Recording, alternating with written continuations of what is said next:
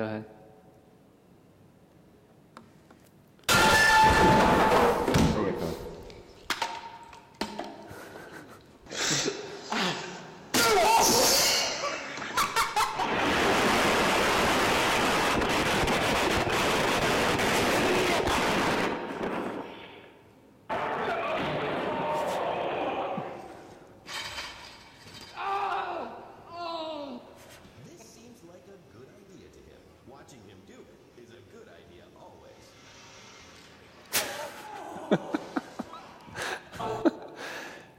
Stupid choices. Stupid. My favorite is the guy who takes the chainsaw up to the branch and saws off the branch that they have the ladder on. I don't know what he was thinking, but it was a stupid thing, whatever it was that he was thinking. But these are funny. At least I hope you thought they were. And stupid choices are funny. But one of the realities of stupid choices that people struggle with is a lot of times the stupid choices people make could probably be better described as bad choices, and bad choices that have harmful effects, poor effects on other people. In a nutshell, the problem of evil. This is one of the big questions that people bring to God, they bring to Christianity, but they just bring to life in general. Why are there bad choices? Why is there evil in the world? And people bring this to God, and they question God about it. So today what we're going to do is we're going to look at a passage in Revelation that deals with this idea of why people make bad choices. We're going to look at God's explanation. Scripture's going to talk about why people make bad choices. And then after that, though, we're going to look at some of culture's contentions about bad choices. Because plenty of people in our culture, they don't think God's explanation is adequate. So they have other explanations for why people make bad choices, and they have other suggestions for how to fix the problem of bad choices. And so we're going to look at this, and this is also because it relates to the series that we're in currently. We're talking about Satan, the enemy that we deal with. Well, if there's anything that he's real keen on, it's getting us to make bad choices. It's his strategies to convince us to make bad choices. If we can understand this better, understand what God's word says better, and address the situation better, we can overcome the bad choices he would draw us to make. So with that, if you want to turn with me to Revelation chapter 20, we're going to start off reading verses 1 through 3. And it says, "Then I saw an angel coming down from heaven, holding in his hand the key to the bottomless pit and a great chain. And he seized the dragon, that ancient serpent, who is the devil and Satan, and bound him for 1,000 years, and threw him into the pit, and shut it and sealed it over him, so that he might not deceive the nations any longer, until the 1,000 years were ended. After that, he must be released for a little while." Now, God locks the devil up, but for some reason, he says after these 1,000 years, he has to be let out again. Now, this 1,000 years, of course, as Pentecostals, we know is hotly debated. What does that mean? What do the 1,000 years stand for? That's not really the point. I mean, there's important things to draw from that. But the principle here is that if you want it to be 1,000 years, if you want it to be a millennium, or which is the same thing, or eternity, or whatever you want it to be, Christ reigns over humanity during this time period. And this passage is saying that after this time period that Christ reigns over humanity, the devil still has to be let out. Because during this time, there's still not the option to choose against God. And so God's saying the devil has to be let out after this perfect reign of Christ. And we wonder why.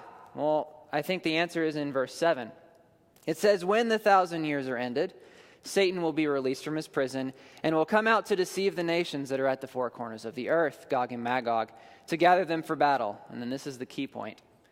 "Their number is like the sand of the sea."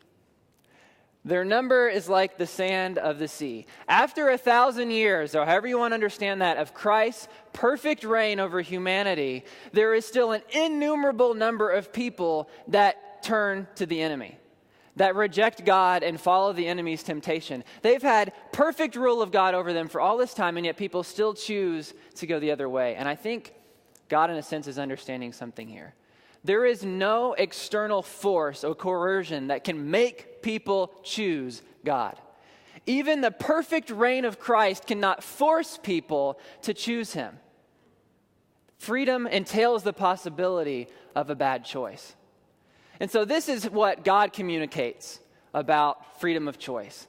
Even my perfect reign cannot fix the problem. People can still choose to reject me. But see, people in culture today, I don't know that they're real content with that.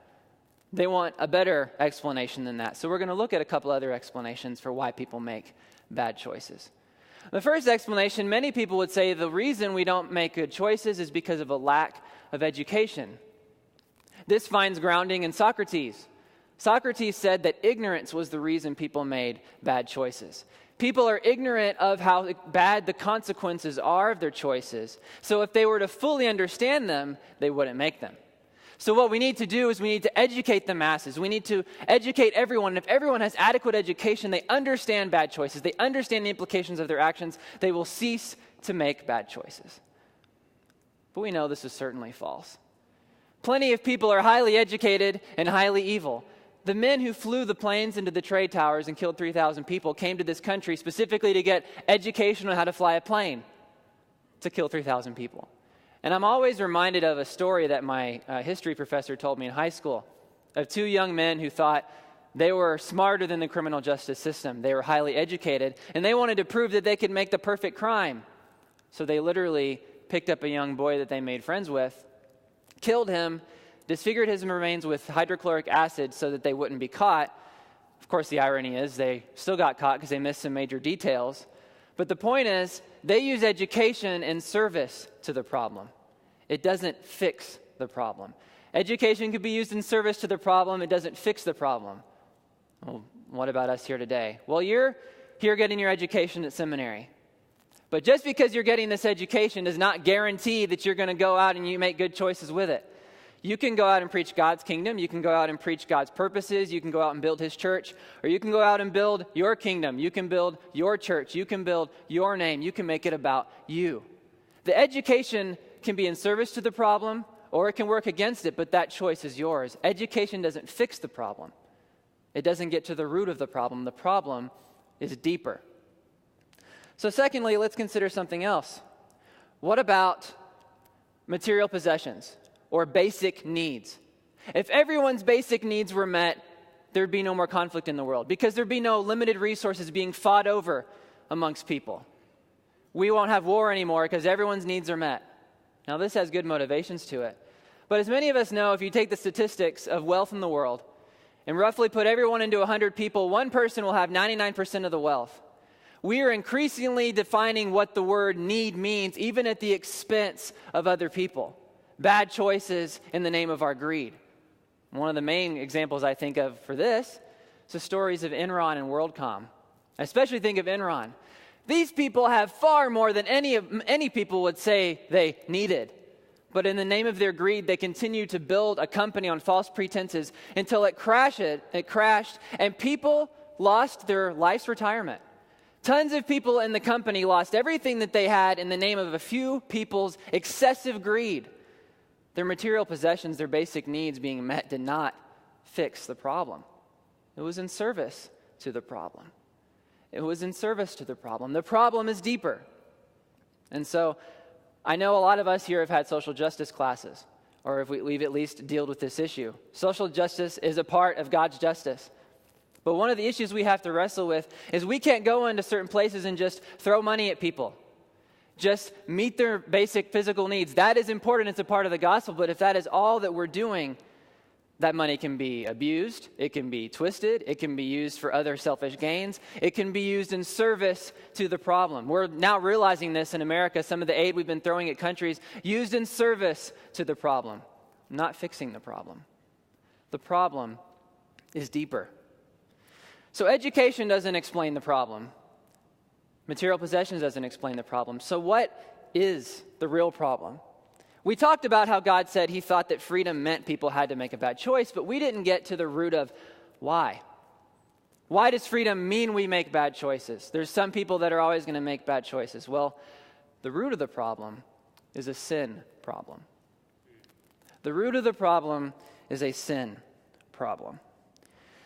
There is nothing we can do. There is no system we can make that can fix the sin problem. Well, what fixes the sin problem? Well, the people who reigned with Christ for 1,000 years understood what fixed the true problem, the sin problem. Now, there are a lot of understandings of these two resurrections that happened, and however you want to interpret that.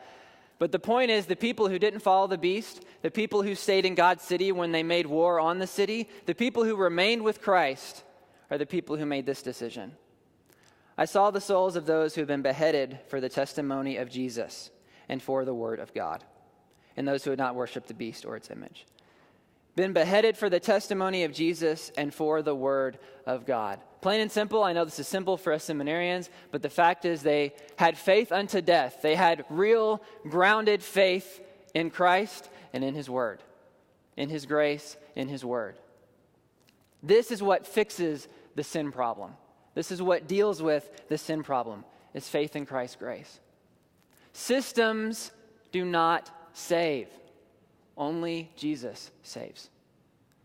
Systems do not save, only Jesus saves. And so in our culture today, we are engaging all kinds of proposed systems that are going to save and fix the problem. People make bad choices because of money, or because of the government, or because of medical issues, or because of, you can fill in the blank with constant things we see on the news, we see in our day-to-day conversations. This is what the problem is, so here's how we can fix it. I'm here to tell you, God is laying out history for us here. Nothing is going to fix that problem except for faith in Christ. And even then, the final conclusion to the problem only comes by God concluding history. And some people make the bad choice, some people make the right choice, but God concludes it.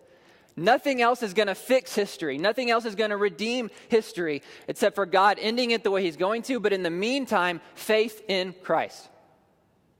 That deals with the sin problem. That deals with the root of the issue problem. And from that, everything else moves out. The systemic issues, the things we learn here in seminary, they work, they help, they aid the purpose, the process. But we have to understand that the root of the problem is the sin problem. And so for us here at seminary, as I've described some of these things, I wonder if some of us may be tempted with the skills we've learned here, the systems we've learned about implementing, the strategies we've learned about putting in place, the authorities we think we could work under or work with. If some of you may be tempted to put more faith in that than faith in Christ to fix the problem. And if you feel like you honestly might at times be challenged in the ministries you're in, the ministries you're going to go into, the places you're going to be, to have more faith in the system to save than in Christ to save, then I'm going to ask those who are willing to do a small little act of commitment with me, and then I'm going to pray.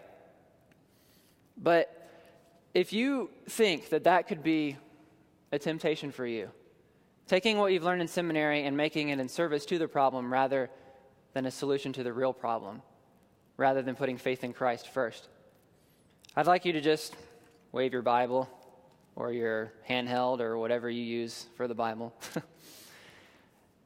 And I'm going to say a quick prayer. But after this prayer, what I would like you to do right now or later is next to Revelation chapter 20. Write in the margin or in your handheld, type it in the margin, however you want to do that. Just write, systems don't save. Only Jesus saves. Systems don't save. Only Jesus saves. God, I thank you that your grace is sufficient. And only your grace is sufficient. Our systems can't save. Our governments, our money, our possessions. You lay this blueprint out for us in Revelation, God, that people will still choose to reject you. Even your perfect reign over them cannot force them to serve you. They have to make the choice to have faith in you. I pray you would let us reground ourselves in that truth and bring that truth to all the ministries that we're involved in. To know that systems don't save, but only you can save. In your name, amen.